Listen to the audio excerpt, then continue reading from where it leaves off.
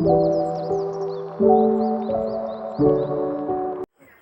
friends! For today's ganap! Late na pala ako gumising ngayon kasi nga wala namang pasok. At ito, pumunta ako sa mga tanim ko. Melon tsaka watermelon pala ito. Pwede nang ilipat ng taniman. Breakfast tayo friends! At habang nagbo-voice over ako, si Summer gusto din sumali. Di naman maintindihan yung sinasabi niya. At ito, pagkatapos namin mag-breakfast, kumain na naman ako. Natutulala pa ako dyan. Kinahaponan, ito naglaro kami ng mga pinsan ko.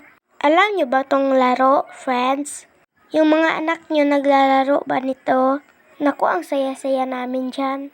Hindi po ako naging taya dyan. Ang galing ko no? Chika lang. At ito pagkatapos naman, naglaro naman kami ng basketball. Ganyan kami magpinsan kapag walang pasok. Sama-samang naglalaro.